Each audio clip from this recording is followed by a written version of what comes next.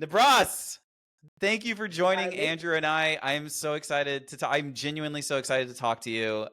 Where are you right now? It's sunny. It's bright. You might be sweating. What is the situation where you've joined us to talk? It is sunny, it is bright. I am sweating, and I'm not somebody who sweats often, so this is, I don't know what it is about my body. I just don't tend to sweat very much, but the last few weeks have been like a growing familiarity with sweating. So I'm sweating. I'm in Gili Air. It's a little island in Indonesia near the bigger island called Lombok, and it has many tiny. Gili just means little island, and air or air means water. So this is tiny water island, and it is a tiny water island, and that's why it's sweltering right now. And I'm at home.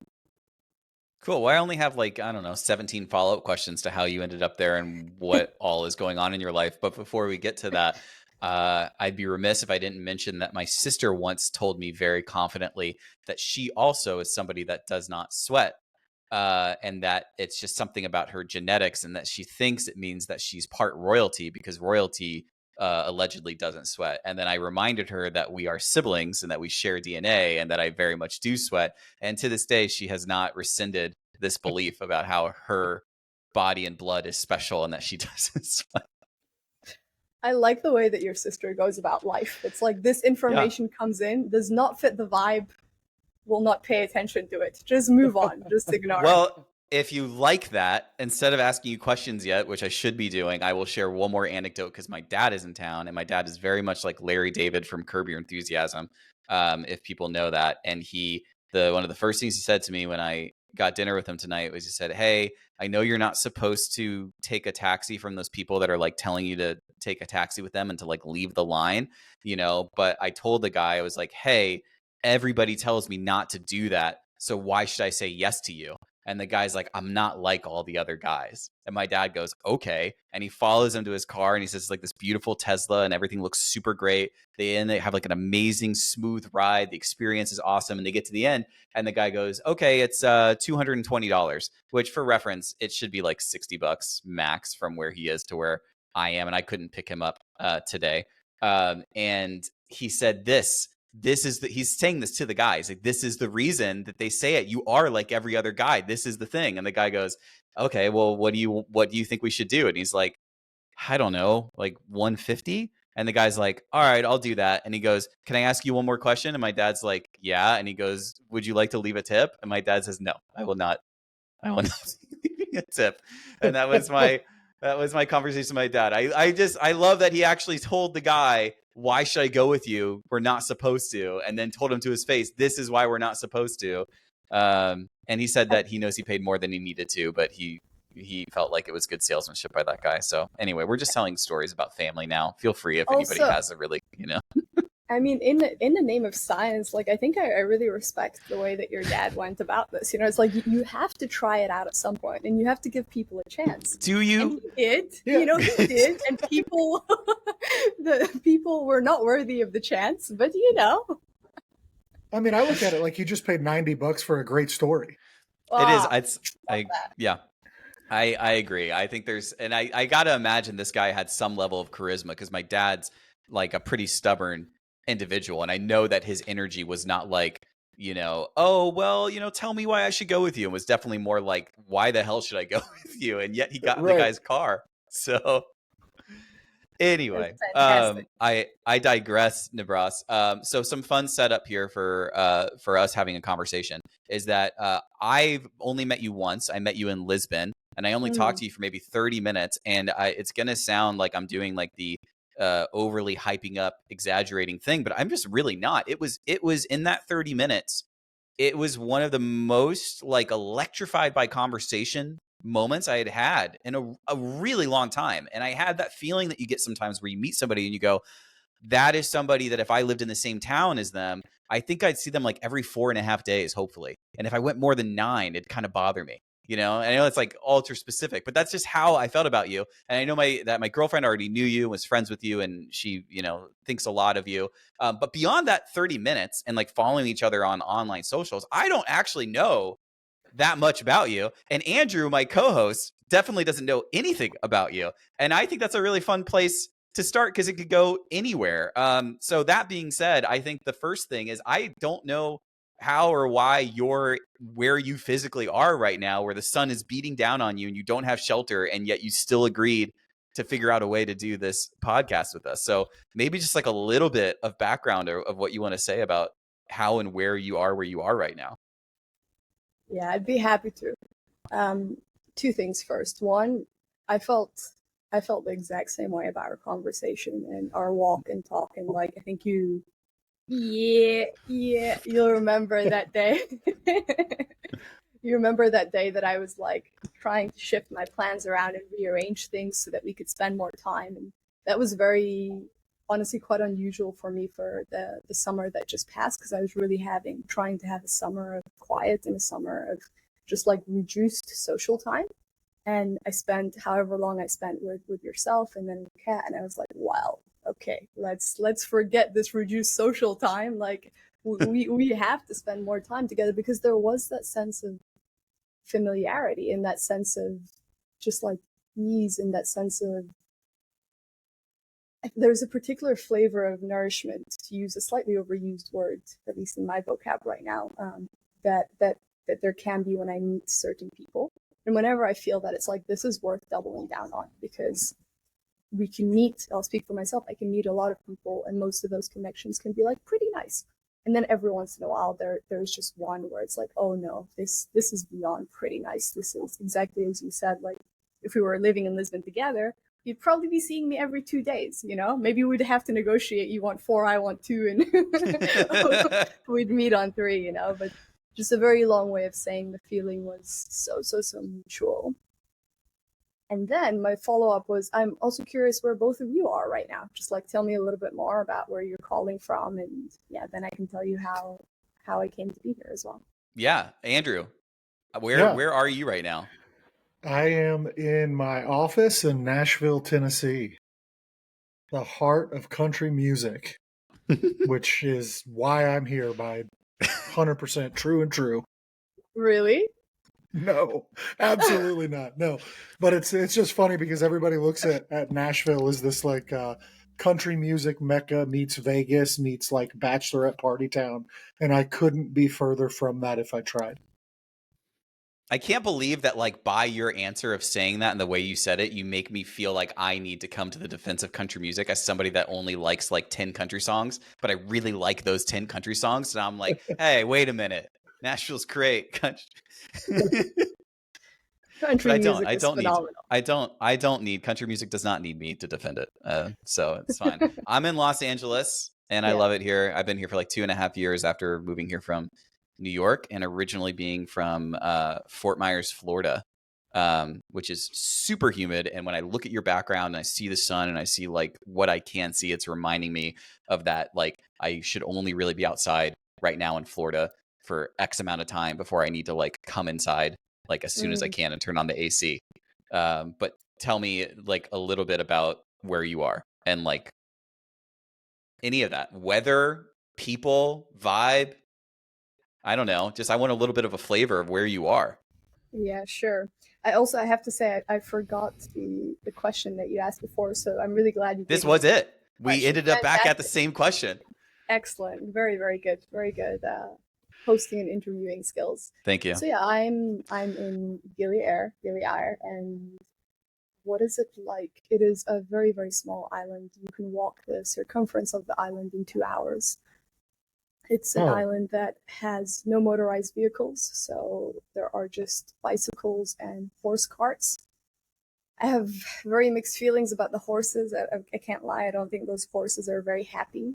But they do have a giant poster that says the horses are protected and rest and get fed 3 times a day, and call this number if you see anybody, like whipping the horses. But anyway, that's a whole thing that we can get into. So there are just sometimes horses casually running as I'm riding my bike, and that can be a bit scary.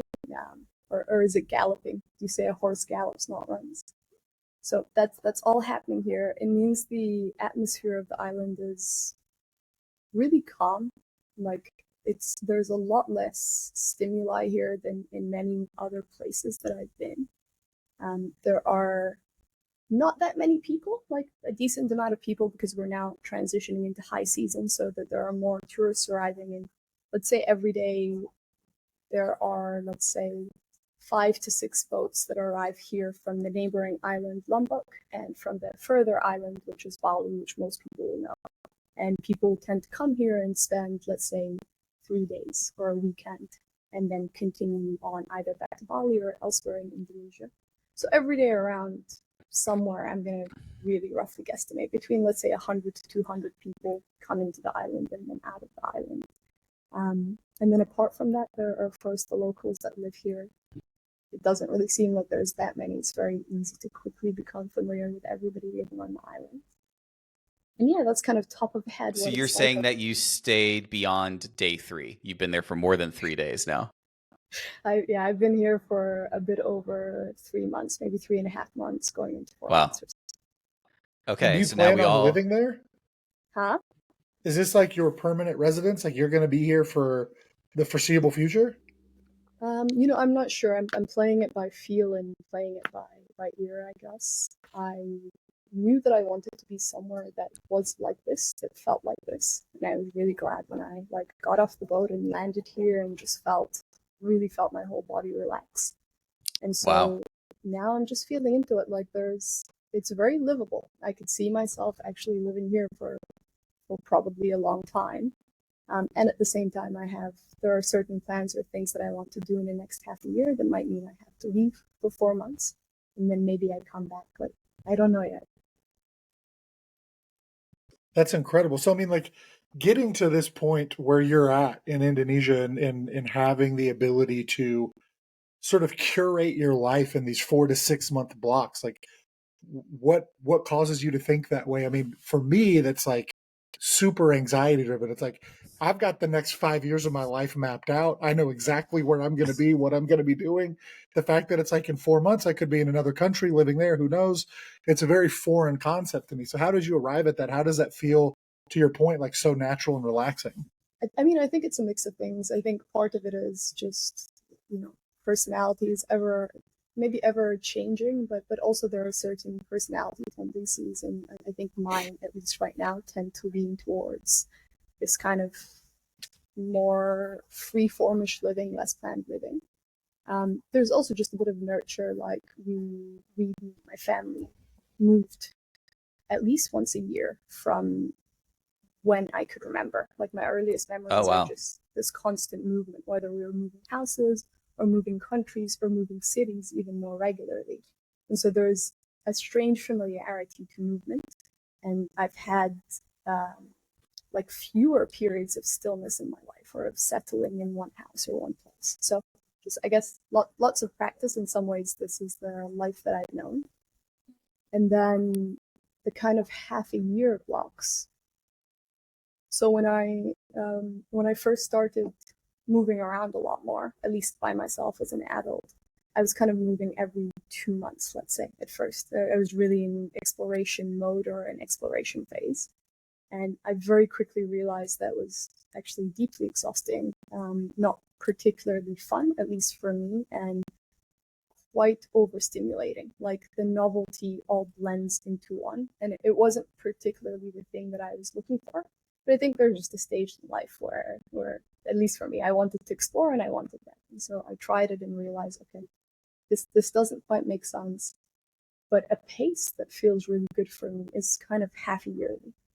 4 months to half a year feels really nice, feels really natural. I can come into a place, I can form community, I can form routines and kind of, I don't know, get into the flow or the rhythm of a place. And then I can return to that place. So I do that a lot with Lisbon and Portugal. I do that a lot with parts of Mexico. And so there can be this kind of familiarity built up over the years, which I like a lot. And then the last thing I'll say there is, I don't know how you both feel, but I have never felt more in my life like I have no idea what the next 6 to 8 months will look like than I do right now. So I'm also in this period where it feels really strange to plan beyond half a year, because I feel like the last year and a half technologically I've just felt like I've been spinning and kind of not sure where things are going to go. And so I feel I'm also just kind of going with the rhythm of the times of, okay, half a year I can predict, ish can predict, it can plan for. Beyond that, I'm not sure. Wow. I mean, it's super cool. It's just cool, right, Andrew? Like it's just interesting. Yeah, I mean, it's a interesting is the best way to put it for sure. But like when I look at it and I hear the conversation where it's going and how you talk about it, it's just it feels like it was it's like it's almost curated in a sense that like is so foreign to me that I can't even wrap my head around it. Because at least for me, like the way that I grew up was like you have to plan things out. You have to have this like succession of you go to work, you come home, you map out, you take a vacation at the end of every 8 months, you're Monday to Friday, 9 to 5. Like it's all kind of beaten into my head from the way I grew up and how I live my life. And I don't know, it's very refreshing to hear somebody speak about it in a way that's so out, at least for me in my experience growing up. It's very out of left field for me to hear somebody be like, yeah, 4 to 6 months is enough time to establish community, where for me it's like I change a job and I'm like, I don't feel good till about month 14. So yeah, that's And I think it's incredible. I also think there's something there about just like knowing yourself and knowing the way that you are. And I have friends who are also similar to that, right? I have some friends who are a bit more like me, that they seem to enjoy or have enjoyed some of the movement and the change. And I have friends who kind of like you're describing are like they don't like the disruption of that. Actually, they find it unsettling in ways that when I look at it, I'm like, oh, it actually probably wouldn't make sense for you to be moving every half a year, because that's in some ways is so dysregulating that it would almost be a bit unkind to self. So that's Right. that's kind of what I'm hearing is, yeah, some definitely self-knowledge, definitely a sense of knowing what works for you, and like being able to cater to that, which is beautiful. So hearing that someone, the way that I've kind of pursued my life and the way that I've done things is very much like establishing a pattern, getting comfortable within that pattern, and then figuring out how to sort of maximize what I'm doing within that pattern. What does that sound like to you as somebody who's constantly moving, constantly looking for what's next, and is very in tune with what you and yourself needs? Because I feel like that's been the common thread of everything that you've said. It's like as soon as you got to the island, you noticed your whole body relaxed. And like when you do move in a 2 month block, you can feel it. When you move in a 4 to 6 month block, it feels a lot more natural. It sounds to me like you, when I hear you describing the way that you are living, even just that way of saying, you find a pattern, you kind of maximize your pattern. It sounds to me like self-knowledge. It sounds to me like in the same way that I'm trying to listen to myself, attune to myself, and to kind of build the conditions that allow this being that I find myself to be, to just kind of have the best chance at having a good time. You're doing that in your own way, or that's what I hear. So you're noticing, okay, I feel if I make a move, that there's going to be 14 months of disruption and of feeling out of sorts, and that's not going to be particularly good for me. So what is going to be good for me? What are the patterns that work for me? I guess I hear you doing your version of what I'm doing, and very naturally, because we're different, the outcomes of that are going to be different. I love that. Okay. I think we actually stumbled upon something like that I find really fascinating, and we can pivot and talk about whatever if you guys don't feel the same energy around it, but identity and home, and how in the last 20 years, or specifically maybe in the last 5 years, Mm. how much might be changing that we don't even realize and think about, like the 70, 80-year consequence of what's changing, as far as people moving away from generations of their family being in a place, going remote, taking on all different ideas of being an expat, of what amount of money is the right amount of money, what profession, what kind of food or lifestyle. All this stuff's kind of just feels like it's like never been more up in the air. And so I think there are some like adventurous out there, and I feel that way. Like I love the idea that there's like the world's opened and you can go and experience different things if you have the ability and the means. You can kind of like go and say yes to new things and learn about yourself. But I also think it reveals a lot about ourselves to think about why we have moved, why we want to move, or why we don't want to move. And I think it's like really intimate. It's like a conversation I would really only want to have with people that like I really felt like in a safe, cool space and wouldn't just want to like bullshit about, because I feel like you learn a lot about myself. So I'll just say in my own experience, I think I was like the case study of somebody kind of doing like the very cliche running away from myself. I moved when I lived in New York City. I think I moved like 14 times within New York City in like 12 years. And I'm pretty sure that that's accurate. And I'm not pushing that up. And I would just, it was something to look forward to. It was this idea of like, maybe I'll like this neighborhood a little bit more, but also even if I don't like it more, I think I've learned everything I can learn about my own neighborhood. And I want this sense of like movement and progression. And that is where I feel comfortable and feel like everything's okay because I'm moving and I'm learning and I'm experiencing. And it's only recently in my life that I've like actually realized, and it's going to sound cheesy, but I like that it sounds cheesy, as that like I feel like home is this place I cultivate within myself. And so I moved to LA and everybody's like, "Oh my God, is New York or LA? Which one do you like more?" And I felt like I couldn't relate to the question. And then they all thought I was being like an asshole because I didn't want to say whether or not I thought LA or New York was better than the other. And I was just trying to be like, "You don't understand. Like I've moved a lot and I've changed. I've been in a place in Florida that's completely different than New York City. And now where I'm at is very different. And a lot of the times I was like wanting to go or wanting to move, I was being like very much compulsively led by something inside me that did not feel comfortable and did not know how to like find peace or to feel stillness or just to not have like any type of thing grabbing my attention. And part of a solution that came to mind was just to move, and now it's like I could live somewhere else. Maybe I'll move, maybe not, but it's no longer this obsessive thing that I think about, because I think I'm like starting to learn what it means to cultivate peace or a sense of home or a sense of like acceptance of where I'm at and who I am within myself. Which is the end of my very long monologue. That isn't necessarily something that either of you might relate to when it comes to movement or moving places. But I think about that a lot now because a lot of us, if we're lucky enough, really could decide to move to different places and still be able to make a living. And it's kind of wild how you could end up where you could end up. So I don't know. Does that relate to you guys at all? Do you find this topic interesting as well, about where home feels or why we move or why we don't move? Yeah, absolutely. I mean, absolutely on my end. I think for me specifically, because of my background, because I'm predominantly Sudanese, I'm mixed a little bit Scottish. Because of that, I've spent a bunch of time in Scotland with my grandmother and that side of my family, and the home also very often ties to the question of like, where are you from? And it's such a to me that's a very kind of cliched conversation that I feel has been kind of beaten to death in many ways, at least also within myself.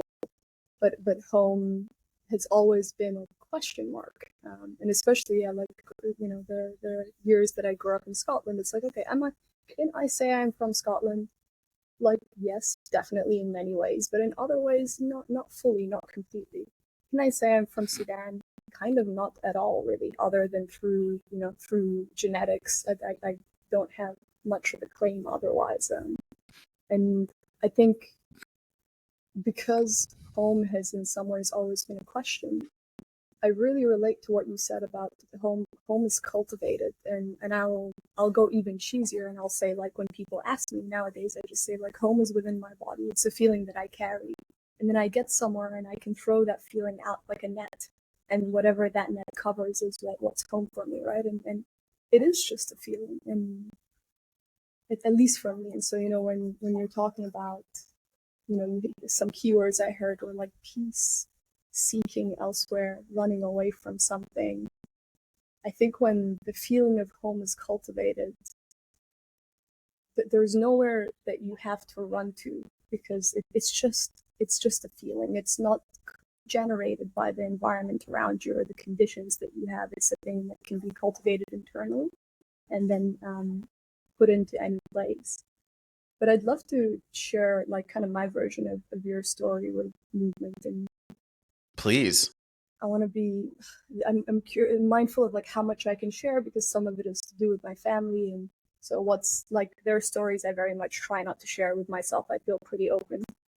But I think for me, a lot of the like one, the movement came from familiarity with movement, and I think from being pretty young, like a desire for exploration. I'd see this, like I'd see when I was young, and my dad would be going on a trip, and I'd be like, okay, like let's go. I want to go with you. And I'd see the reactions of maybe the other people who are like, no, actually, we want to stay at home. We're not interested in another weekend trip head somewhere. But from that age, there was always this excitement around exploring, seeing new places. And then I remember in my teens, my mid-teens, I kind of had very clear visions, like 10-year visions of what I wanted my life to look like, what my dream life looked like. And I put a lot of effort and energy into kind of trying to make that become a reality. But the dream at the time that felt the most ungraspable was this dream of being location independent, of being able to quite literally move through the world. And it was just so out with the realm of what was possible for the person that I was at that time, and the conditions that I grew up in, and the spaces that I was in, that it really felt it was just a slightly painful dream that I had, but thought that I could never get. And then once I became an adult, a few things happened. One, the conditions of my life changed in many, many, many ways. And I just put a lot of energy and work into making that happen. And so, just like financially, in terms of mobility, but also a bit more personal and intimate in terms of the level of control that I had over my own, and the level of freedom that I had in my own life. And a lot of the movement that I did in my 20s was actually just a reaction to not having much freedom or control over my own life the years before that. And so once it felt like, oh wow, now no one can tell me where I can or can't. Now nobody can tell me that I can't go somewhere. It's like there was this pent up energy that just exploded and released. It's like, oh holy shit, you mean I can just go to Brazil? Like, that there's nobody that I have to debate this with. There no one has to give me permission. I have the power to do this. And really, I think the last maybe 6 years have been running off that energy, just that release of energy and freedom. And sometimes when I talk to people or I talk to my friends, some of my friends, I see like, oh, you don't have an experience of what it's like to not have the freedom to do what you want. And so actually there's this kind of being able to move around and be wherever you want or do whatever you want. It has a little bit less emotional intensity in it for you, let's say in comparison to me sometimes in conversations that I have with people. And so I know that might sound a bit vague because I'm trying to share something also without sharing certain details that are not my own to share. But I think there's a big driver there around just freedom, the freedom to be in the world, freedom to do what I want. And interestingly, I've noticed over the last year is like some of that energy has began to basically like come to its completion, to dissipate, to change into something else. There's also a slowing down. There's also a slowing down to the movement. There's also a kind of openness to, okay, where do I want my base to be? Even if base for me doesn't look the way that it might look for other people, even if it doesn't look like a place that I live for many years at a time. But maybe I just spend half a year every year. That question is kind of coming up. And then the last thing I'll say on here is, I think there's also something to do with age. I don't know if either of you can relate to this, but I can really, I'm coming to the end of my 20s now, moving in that direction. And I can really feel how my desire to explore it's just kind of calming down a little bit, and my kind of energy or desire for just for newness, for exploration is not what it used to be, whereas it felt much more present and alive before. And there's also something there just around age, experience, maturing, realizing at least for me that what I'm looking for might be different to what I assumed it was before. So, Dude, I knew it would be interesting and inspiring to talk to you. I just knew it. Andrew, I have to know, man, because I love talking to Andrew so much. It's part of the reason we're doing this. But now I just need to fit in his concept of home or movement and his desire to or not to as well into this beautiful little conversation that we're having about it. Yeah. When you were talking about, freedom and figuring out what that looked like and how that feels internally. So my journey with that is I've moved around the United States quite a bit, but I've been pretty much locked in Nashville since the mid '90s.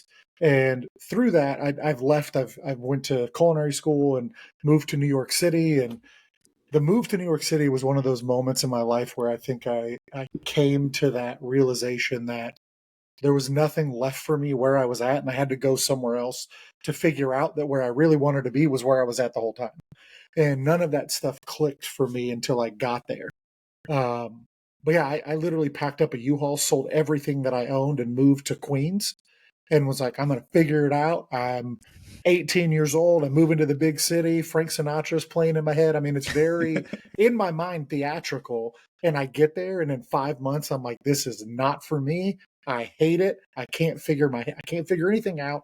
And I come straight back to Nashville. And the big takeaway that I got out of that, and I'm super grateful for that trip, was I'm in the culinary background, so I've been a chef for the last 20 plus years in Nashville, and I'm now running a farm in Kentucky.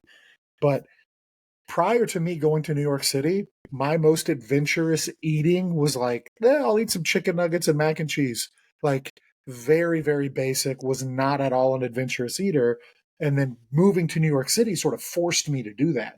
And it put me in this position where I was like, holy shit, what is this flavor? And I remember this guy had a cart on the side of the road where he cooked jerk chicken.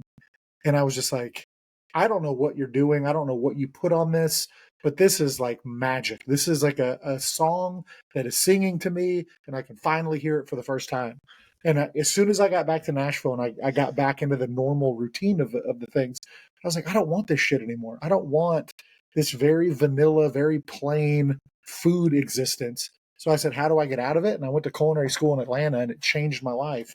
Um, but it was always, I always knew that Nashville was where I would end back up. Um, and I love leaving. I get to travel a ton for work, and there's this really fun curiosity that I get to really engage in, and that exploring mentality is really fun to me. I do that through food more than I do that through location, but I always have home on the other side of that. And for me, whether I'm not there yet on my journey or I haven't really quite understood who I am as an adult moving through life, but I've always felt that comfort when I walk back in and I can see my things. And it's sort of like the collections of my travels. Like you see the stuff behind me. These are all projects that I've worked on. It's not just like random. Um, so yeah, I don't know if that really answers the question, but I like having the ability to sort of branch out, but I like having a home base. That It was freaking beautiful too. brings me to That's center. so I'm and this is like the magic of playing around with if we were at dinner, we wouldn't have an agenda we would drop at dinner and say like let's talk about these four things before an hour is up. We would kind of just flow with how the dinner was going, and I just really love both of your answers so much, man. Did you have any thoughts about any of that, Nibras? I thought that was beautiful. I also think it's really beautiful, and I notice I feel touched, like I feel my emotional tint change a little bit when you talk about coming home and walking in and seeing, seeing the things that feel familiar and that feel good. And I feel like my mind can't help but go to some associations around probably like what home meant for us growing up, right? And the emotional relationship that we had to home, right? And what that means in terms of how we relate to home now. But I think what you're describing Oof. sounds really beautiful, really, really beautiful, and also sounds to me healthy. I don't know how else to say it, but then in that way, healthy, and that there's something, maybe not for everybody, but I think for maybe the majority of people, definitely I feel like coming up for myself around having that place that where you can be rooted, around having that place that you can just continue to infuse with your time, your attention, your care. And then every time you return to it, it gives you more of that back, right? And there's something very like fundamentally human about it. So yeah, I think it's a beautiful, beautiful answer. And the other thing that came up for me is like in that story that you told, also like congrats to you, hats off for the courage to at that young age pack everything up and say, I'm gonna go out, I'm gonna explore, I'm gonna see what happens.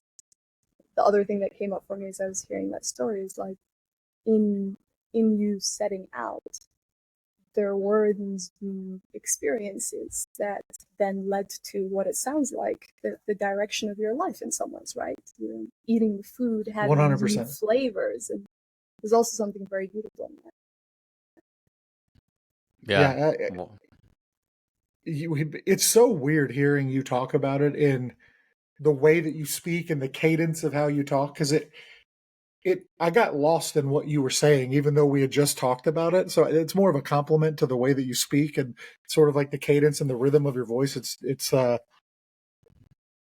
hard to formulate where I'm going sometimes. I get lost in conversation. That's really what I like about talking with Charlie, and what I'm really enjoying about talking with you is that it forces me to be so present in the moment that I don't have the ability to like wander and drift off. So I just wanted to pay a quick compliment to that. But yeah, it's an insane feeling to have that deep connection, that deep draw to come back to something.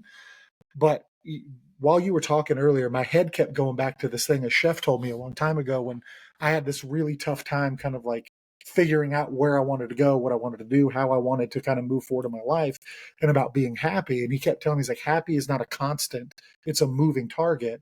And now I'm starting to feel that way, or that vibe is starting to trend towards home for me now. Like I feel where you're at with it is that it's an internal feeling. And maybe that's what it is. Maybe that's what we're aspiring to get to, is like, it doesn't matter where we are, we can make home wherever we choose to. It's going to be like that moving target constantly. And it's this really cool feeling that's sort of tumbling around my body now that I don't really know what to do with, but that's throw the that out there. best. Yeah. That's the best. Charlie, you said earlier, like you love talking to Andrew, and there's this something about your connection that is like noticeable enough, is beautiful enough that you want to create a project around it. And then Andrew, I heard you say about Charlie that there is, in talking to him, there's almost this kind of like container or structure and paraphrasing that's also very helpful for you. And so I would love to just hear more about that. I would love to hear more about how you got to know each other. What are the qualities in your conversations that make you want to keep talking, that make you want to do something like this, It's one. Dude, I'm always down to talk about why I love the people that I like love in my life. We can jump into that, or do you want to save the second question until we answer the first one, or do you want to tell us the second one now because it connects? Or I would love to say the second one now, because the second one is a little bit meta and just, I think, good for me to put out, which is one thing that feels very alive for me when I'm sitting in front of a camera, in that there's recording happening, is trying to drop the mental sense of an observer outside of the collection of people that we are. And just noticing when that sense comes in and it starts for me to shift the way that I am to something that I think of as like a little bit less natural than I would be if we were just having this conversation, like by the beach or at a restaurant, and I didn't have any future projection of somebody else watching this. And it's a very subtle dance inside of myself, and I notice it every time I do a podcast, every time I record something, every time I make my own videos. I'm always trying to play around with dropping, just noticing when the mind begins for me to formulate a picture of somebody else watching this later on, and dropping it so that I can be in a space where I can connect with you in a way that for me feels really good, and actually I think is if usually actually just like a better quality of connection. So my question is, does anything like that come up for either of you? How do you feel as you're talking to each other and recording it, and talking to other people and recording it? Is there a presence of another in your mind? Is there a sense of how you're being perceived? And if there is, what do you do with it? How are you with it? yeah, I'm down to go. You want me to go first, Andrew? Yeah. Okay, so first off, this is Andrew's idea. It wasn't my idea to do this, so kudos to him. I actually am like very much like uncomfortable a lot of the time with the idea that I am thinking as like a producer of a show and directing conversation and thinking about how I'm going to have to edit something when this is over. But also I want to be enthusiastic and have high energy, but I don't want it to be overly performative because I want it to feel real. So that all is kind of there. But before I answer the second question, I guess more depth is that Andrew is married to one of my oldest friends all the way back from middle school. And Andrew and I, the times that we've spent together usually have been around food. And I 100% grew up eating like chicken fingers. That's like all I wanted to eat. And Andrew's like a huge, incredible force that's helped me like open up so much from a culinary standpoint by like not force feeding me. He's very gentle and very lovingly, but there is like a sense of like, you will eat this, you know, in a very like, you know, affectionate way. And some of the most amazing stuff that I would have been terrified to eat, I've eaten now because of Andrew. But that wasn't the most memorable part. Yes, incredible food, great. I'm sure I've correlated that with him in some way that my body gets excited. But every time we've had dinner, Andrew, and I know you feel the same way and you'll speak to it, we've always gone home like giggling to ourselves of being like, wow, that was such a good feeling. Like hanging out and talking to that person was such a good feeling. And then Andrew was like, you know, this is like something we should maybe do. We should like try to figure out what kind of container could this hold and what could it be. And I was kind of resistant and being like, do we need another like podcast? Do we like, does this need to exist in the world? And I got very in my own head about exactly what you're talking about. So it does connect really easily to the second part of like, how will people perceive thing I'm doing?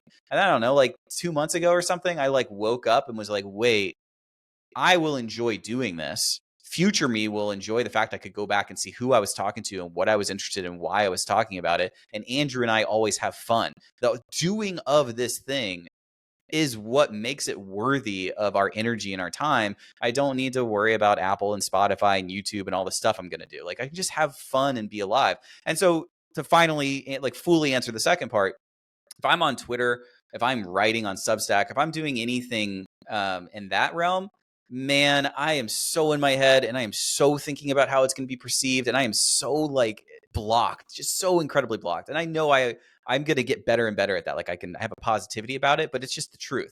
This actually, if I'm with people that I really do enjoy or I'm enjoying kind of where it's going, it's way less of that. And I don't know why. And maybe I'll learn more as we do this, but I'm super freaking grateful. Like I actually am like, oh, we're here, we're talking, we're having a good time. And I'm less observant and I'm less like doing the thing I do if I'm like typing up a draft and then deciding I don't need to post that. Why would I post that in the first place? I don't need to, you know, all that stuff that's, you know, so I don't have it as much when talking and the camera isn't doing it to me. So I'm grateful for that, at least as of now. So the stuff that pops up is very minor. It's like lighting, audio, you know, I'm going to have to cut that out. I'm going to do that. But they're like quick little voices that kind of fly in and then fly out, and they don't seem like they're overly distracting. I do feel like much more present. So those are my two answers to your questions. I'm excited to hear Andrew's. That's beautiful. Yeah, I love that, man. That was, yeah. I just wanted to say quickly what I heard is that in the moment, as you're talking, as we're doing this, you are, as you said, more present, more in flow. There isn't a sense like your experience isn't being interrupted by some sense of how others perceive this, how somebody watching this later will see it, which sounds super cool and definitely does answer my question. So thank you. I mean, it's there. Don't get me wrong. It's there. It's just so much lessened than in other areas where I think about, you know, showing myself in some way. No, I mean, I think a lot of this for me, you know, when I first met Charlie years and years ago, he introduced me to this weird little game that I had never heard of called Geocache. And we spent an entire night running around Southwest Florida trying to find these little things. And I was just like, what are we doing? Like, this is insane. Like, I've just met these people. I don't know anything about what's going on. And we're lifting up like old dirty mats underneath an abandoned pirate ship building thing. And we're getting bit by fire ants. But I remember walking away just feeling this like buzz and this energy of like, I don't know what just happened, but I want to do it again. I want to feel that again. And every time since then that Charlie and I have had the opportunity to connect, you know, whether it was at Ryan's wedding in Italy, which was just mind-numbingly beautiful and so much fun, or over the dinners that we've had together in LA, and everything in between, it's always been supernatural to just have this like conversation that goes in a direction that I never anticipate. I never have an agenda walking in. There's no goal in mind for what it is. And it's always just been super freeing. And I think what Charlie brings out in me that I've never had with I don't have with a ton of people is that he creates a level of comfort that I feel open enough to talk about things that I typically probably wouldn't talk about, especially when I'm around 2 or 3 other people at the table that I have very little relationship or very little knowing of. And that's always been a huge win in my book, and why I kind of was maybe a little bit persistent on getting Charlie on board with continuing the conversation, because this to me is the prize, right? Like, I can care less if 10 people listen or 10,000 people listen. None of that matters to me, because it's this is the part that I'm doing it for. My And then guy. the other side of it is like staying present. I think it was always hard for me when I was younger to be like in the moment. I was very terrible in school, in a school setting, and even in jobs prior to being in a restaurant. But in food service specifically, when you're preparing a dish that's going to go out in front of a bunch of people, the journey of getting the dish to the plate, from conceptualizing to creating to plating to then putting it on a menu and having somebody order it, that's the process where I find the most enjoyment.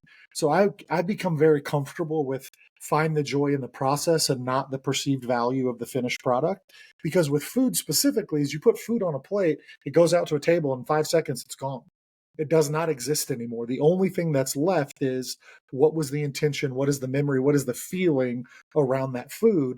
So I never had the opportunity to sit back and look at something exist for people to judge for an extended period of time. So I've always been very drawn to the process and the journey to the end, as opposed to what does the end look like? How does everybody feel and perceive it, which is backwards with food. But that's it. I don't know. It's helped me stay very present, very focused on where I'm at and what I'm doing. And I'm very grateful that I've learned that lesson. It's an If incredible. that answers the question. Yeah, no, but I mean, both of your answers are so beautiful, and I think the focus on the benefit and the joy that you get from having the conversations, just like that you both highlighted that as primary, is it's actually very inspiring to me. I like that a lot. And then Andrew, like, as you're describing the process, like going from concept to dish to something that is then shared with people, and that act or the repetition of that making you have this relationship to process that, in all honesty, I've spent a lot of my life trying to have a similar relationship to process, because my background is things like painting and printmaking, where there are these like 60-hour plus periods of creation, and then hyper focus on the end result. I really noticed myself kind of get like tugged and I guess pulled as you talked about that, where I'm like, ooh, can I find a course somewhere? Like, can I find some culinary course that I can do so that I can have this experience as well and begin developing this relationship? It sounds wonderful. Yeah, I do have a follow-up question on what you just said, because it made me think, if you're doing something in print, that's going to exist. Same question goes to you, Charlie, with writing, but you're putting yourself out there and you're putting yourself into something that will forever exist somewhere. Whereas what I'm doing, outside of a photo of it, which really doesn't do food justice, in my opinion, it's the memory of what they had, not what they had. They don't get to carry that with them. So how does that change your sort of maybe your process, or how you ideate what you're going to do or where you're going to be with that end product? Where to even begin answering the question? I guess my relationship to making and creativity very much started with visual arts, other than like dancing. And dancing for me feels like a form of creativity. It's a lot closer to what you're describing, where like, okay, yes, you can afford to dance, but mostly it's just like it's this experience that you're having. It's a set of movements that you're flowing between, and then they're gone, and you try to repeat them again. But it's a lot more. It can be a lot more process focused. Whereas I think with visual arts, at least the kind of visual arts that I was interested in, so I started off with drawing, and then really became quite enamored with like craftsmanship, the, the insane amount of crafts that there can be in like learning handball drawing media. So whether it's just like graphite and pencil, or I don't know, Conte or whatever it is, I really fell in love with it. And with drawing, there is such a focus, of course, on the final result, right? But that's all that remains. You, especially like you see, if you look at a lot of the kind of older master artists, all that you have are sketches, and those sketches are also final products, or these like 100-hour plus finished pieces. And so I think, in all honesty, for me, my relationship to kind of process and final outcome was for many years like not helpful, not healthy, actually a source of a lot of like psychological suffering and pain when it came to creativity, where I'm always spending hours and hours making something, and then it for many years, especially in my teens, with all of the emotional intensity and the hormones of being a teenager, it's like I could have had an amazing time in the process of a painting. But if at some point during that, let's say, 30 to 60 hour window, I made a mistake that like, quote unquote, ruined the final piece, it would erase the whole process in my mind. And actually, very often, while I was working on a piece, the process wasn't enjoyable because I was so constantly oriented to whether or not the final piece would be good. And it's a not useful way to draw, paint, or make art, or actually I think make anything at all, whether it's a piece of writing as well, because the very nature of making, in my experience, is that there just has to be this stage where your piece kind of looks like crap. Like it's just part of it. It kind of has to look bad at certain points. And what I was noticing was that I didn't have the ability that like I just couldn't regulate myself when the piece entered that phase. And so I was constantly trying to not let it become bad. But by not letting it become bad at any point during the process, it could never become good at the end. Because actually, like, we need the experiments and we need the moments of break. And at this point, I just want to note, I'm not sure if I'm answering your question anymore, but I'm answering something. Answering something. And so there's just this has been a really big topic for me, and I think I've spent really a lot of the last God knows how many years now trying to rehabilitate my relationship to the kind of process and the outcome. So with my writing, definitely with any design work that I do, trying to notice, can I become enamored enough with the process itself that a bad outcome doesn't like cause all of this emotional havoc? Am I capable of doing that? Can I become comfortable with making bad work? So I would set myself tons of challenges where it'd be like, I'm gonna write a bad piece and I'm gonna publish it on the internet. And it will now exist there as a bad piece of writing, so that whatever in me wanted to make sure there was nothing bad that I created, like that part had no argument. So I'll stop there because I have a sense I've veered away from the question, but that's what comes up.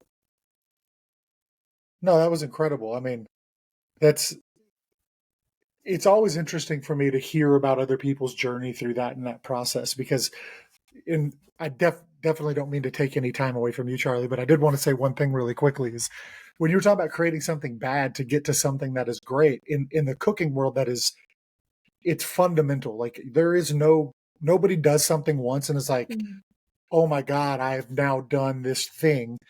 But the idea of toiling with something until it turns out to the way you want it, in food, it's the exact opposite. You don't want to do that. Like a sign of somebody who's like caught up too much in what they're doing and what the end is going to be is one of my favorite things to coach in a kitchen, because you have a sous chef there, a line cook that's making something, and they go, it's not quite there, and they add a little bit more. It's not quite there, they add a little bit more. It's not quite there, they add a little bit more. Then the next thing you know, this very simple dish now has 50 things in it, and it's not good. It's never going to be good. And it's like, you have to identify that you just kind of threw this away, and don't get wrapped up in the sunk cost of, I've spent 4 hours working on it.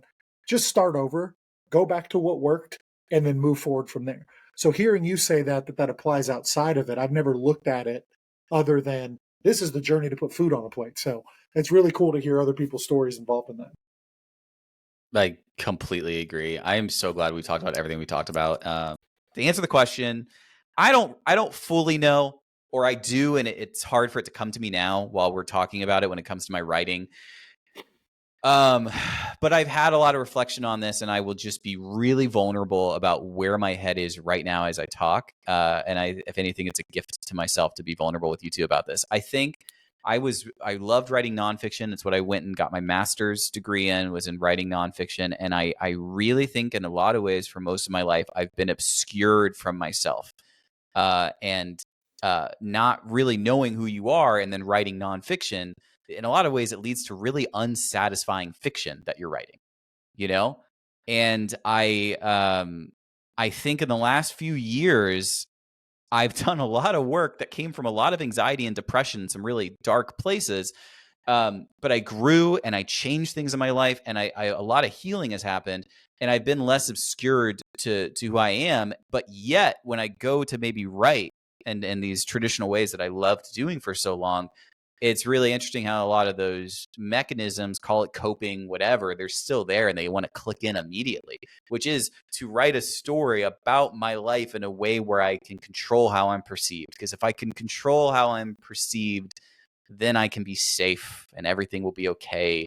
And whatever my identity or value is going to feel good. And if I say the wrong thing and get canceled, or am corrected, or nobody's interested, or I'm not the hero, or I'm not the enemy, because that's a whole other way to write nonfiction that I would veer into, right? Of the villain, to write these different stuff. So I think that to talk about that is really vulnerable and really raw, because writing reveals so much about how you see yourself and how you see the world, especially if it's nonfiction. So it's very much something I am trying to be at peace now with the idea of, like, it can be its own really rewarding practice to sit down and start thinking about what I want to write and just listen to what is coming up and why I want to maybe change or pull the narrative, or, almost like change the lighting, or change my backstory a little bit because maybe I like this more. And I think that where I'm heading to, and where I hope I really start to land as I practice more, is to just see yourself as a human.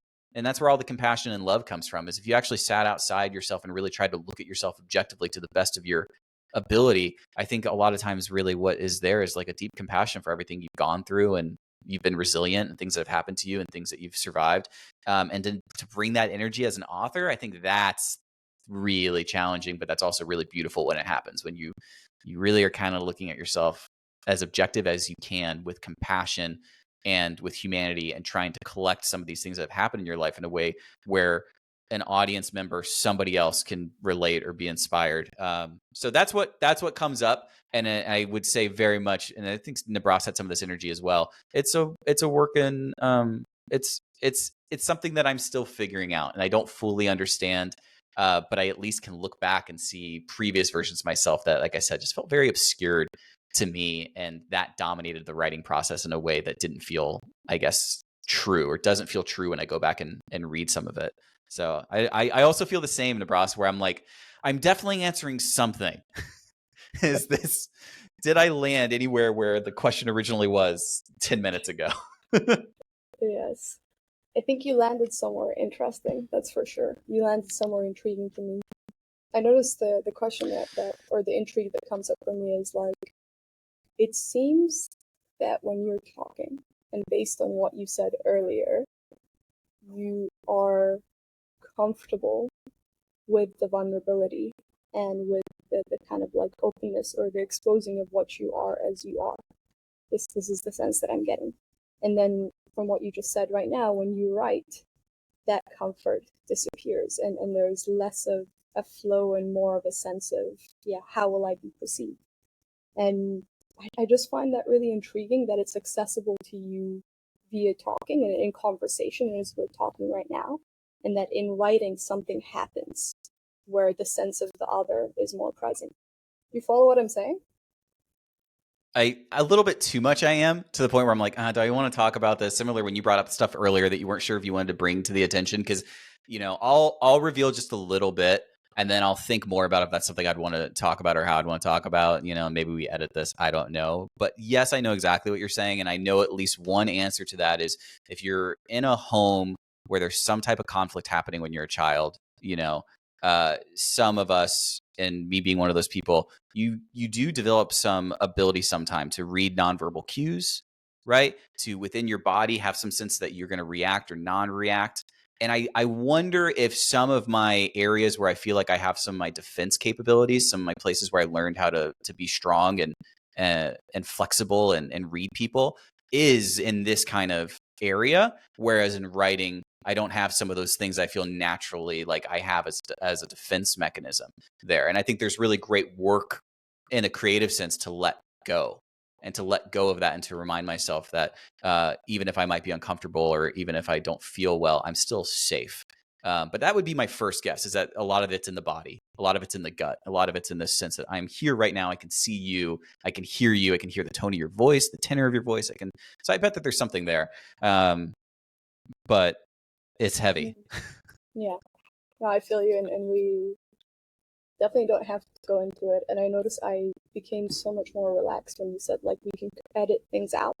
Somehow Yeah. that instantly makes the conversation feel like more intimate and safe, where I'm like, oh yeah, of course, we choose what of this gets shared and what doesn't get shared. So I think that's a big thing for Andrew and I. I think it's like this isn't journalism. This isn't like if it bleeds, it leads. And oh my God, I hope I get you to say that thing that you really don't want to say because that would be really good content. Like fuck that energy. This is the Right. idea of like having really good conversation and letting you think on it 2 days from now and come back and say, or showing you the final thing and being like, oh yeah, no, I want to keep all that in. Or yeah, respectfully, send that to me so I have it. But let's cut that part out. It's like you said, it's not only like obviously like ethically, morally, I think like the right thing to do, but it creates that sense of safety that I think actually might end up leading us to a better conversation about something that we all agree we would want to keep in.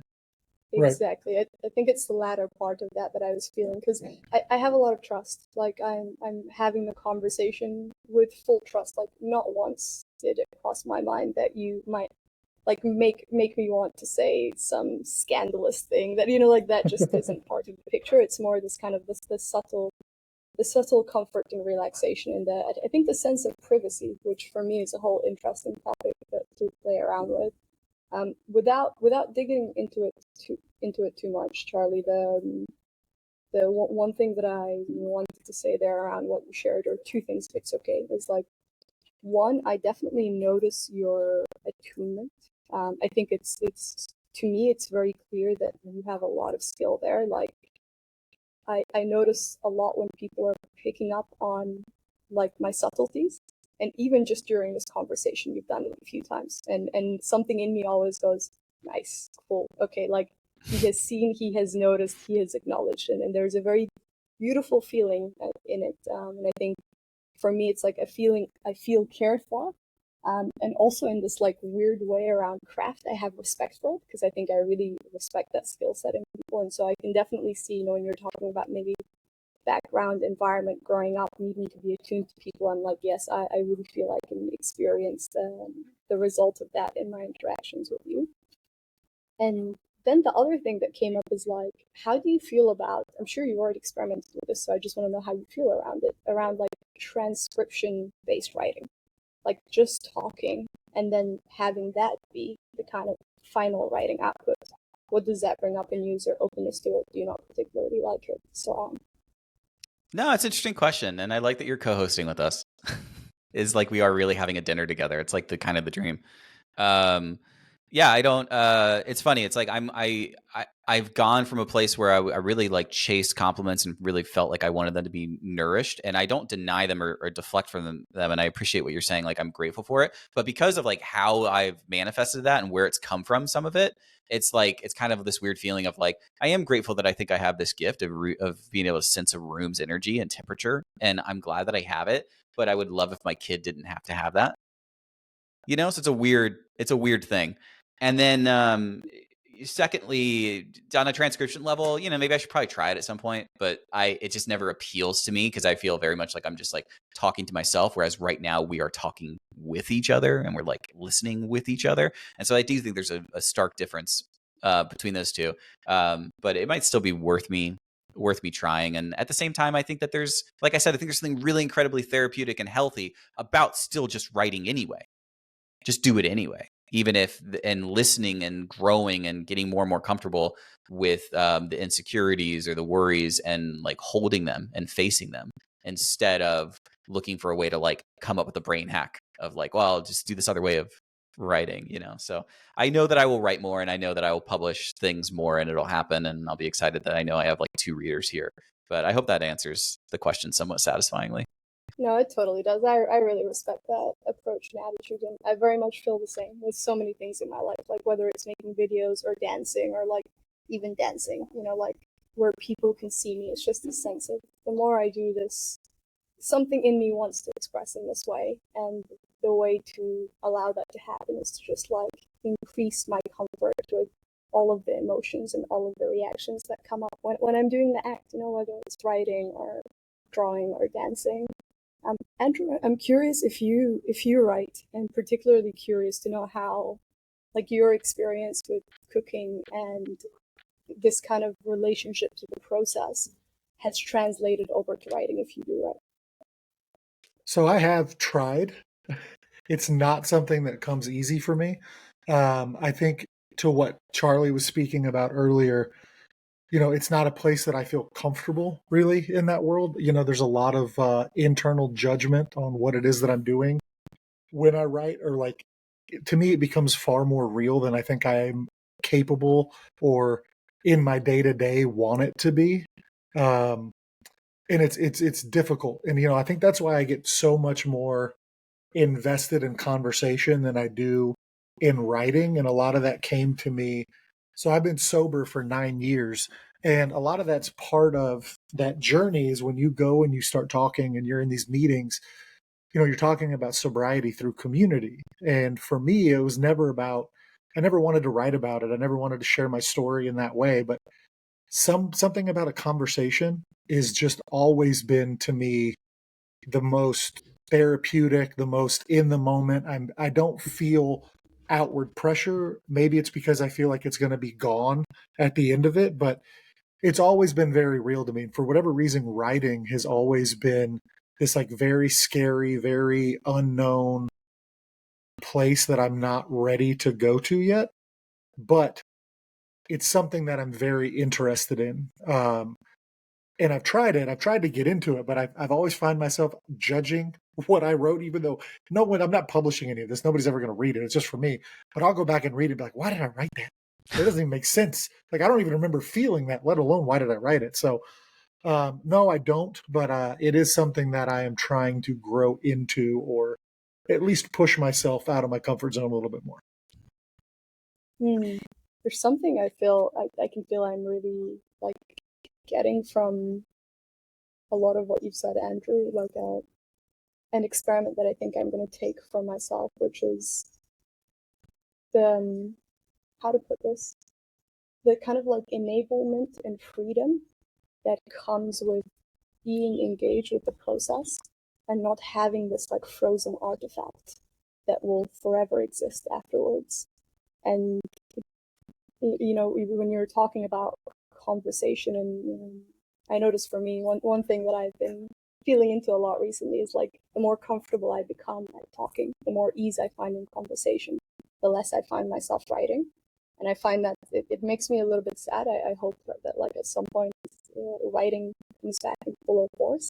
But I wonder if similarly for me, the kind of the joy and the movement towards more conversations and more talking is that it's ephemeral, right? It's flowing, it's moving, and there's something really creatively enabling. I don't know another way of putting it.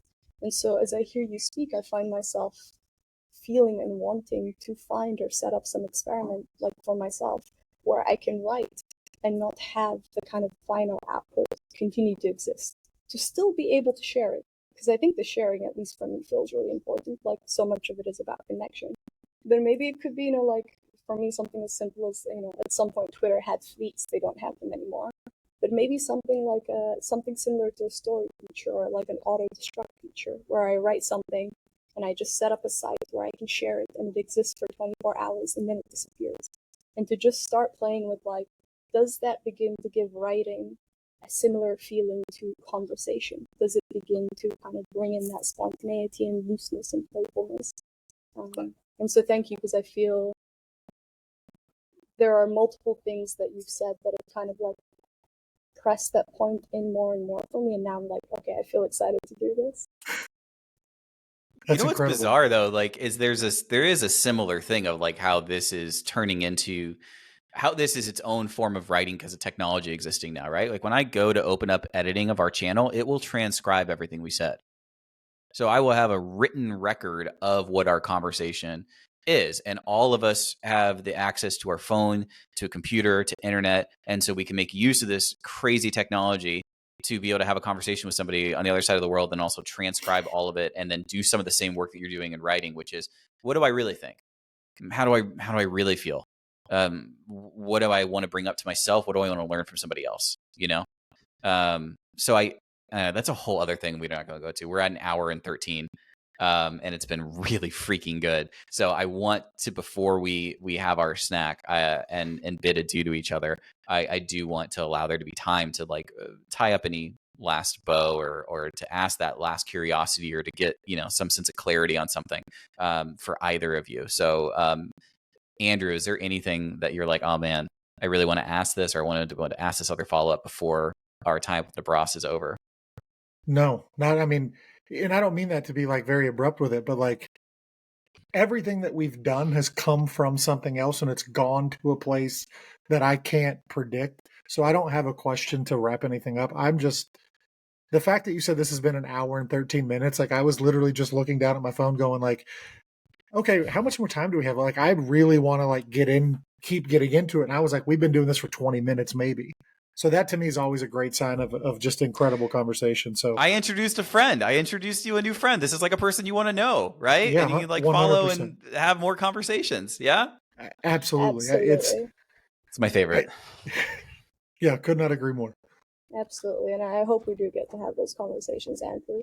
And I also feel like I probably have to visit the U.S. in the next 8 months or so. So who knows, maybe even in person if I end up hopping around and saying hello to people in various parts. That would be beautiful. Well, if you ever want to explore country music and bachelorette parties and terrible fried food, we've got you covered in good old Nashville, Tennessee. Hell yeah. Oh my goodness. Do you have any curiosities or any last questions or anything that you wanted to discuss? I feel very similarly. I feel very similar. I don't have any questions. Yeah, because it was amazing. Because it was an amazing conversation. Like that's why you feel that way.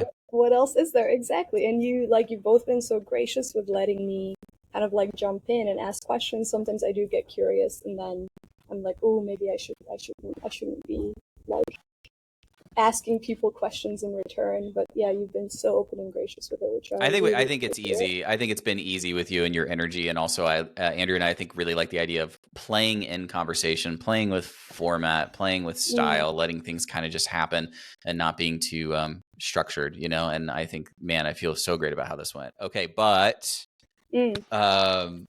dates. So I don't have dates. Kat, who I love, my girlfriend, she said that these are dates, basically, kind of. I don't know what her words were. So I don't even know if I've really had dates before, but I have these, and you'll tell me what they aren't, because I don't really know what these are either. The dried jujubes. I don't know what that is, but they look like dates. I just don't know what a jujube is. I'm a little scared. Are those not dried red plums? Like the... Why are you asking me? I have no idea what I'm about to put in my mouth. I just assumed like on the ingredients list it would say... Yeah, okay, let me see. She got it from H Mart. I was just wondering if it's like dates in a different language. I'm like, is that just what jujube is? But yeah, I think plums is a more likely answer. I'm looking at her right now to see if she wants to try to explain what you want one. Oh, you want one. She just wants one. She doesn't want to help clarify. Okay, here. I'm tossing her one. Okay, so this is what mine looks like. It doesn't look super appetizing, I'm going to be honest, but I'm going to eat it with... Okay, you know, that's not... They look ish. Mine looks like a little brain. I think yours is a plum. Yeah. These are the best snack ever. This is a white chocolate covered date, and I am obsessed. That's not fair. This has chocolate on it. Wow, Andrew. That's so cheating. Andrew, I didn't know. Have chocolate on it. Hey, I like dates, period, but these are special. Oh, sorry. That just as a background, that is so cute, is that we were sending out different snacks and different things, and then found out that you both like genuinely love dates, and that made me just really happy. I thought that was really cool. But I want to be very clear. I don't want this to dictate whether you say I like or dislike dates until we can all agree that what you have had is a proper date. Oh, I got it. I can Thank you only for that, make a Andrew. comment about dried jujubes. Yeah. Yeah. Perfect. Also, there's a magic to none of us just opening up ChatGPT and finding out the answer to this, and I'm gonna live in that, of this mystery of what really is a dried jujube. I'll figure it out later. So, okay, well, cheers to each of you. Thank you for doing this. Let's take a bite of our date and see what we think, or jujubes for some of us.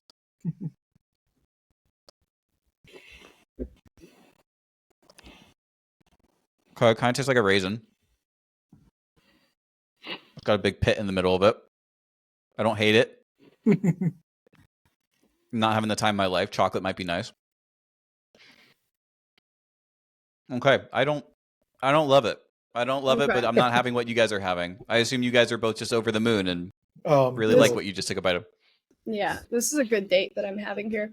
And also, usually I have my dates with like a warm drink. So usually I'm having like a matcha, but I think I've already finished my matcha. I drank it at the start, or a I'm gonna go back in or something like that.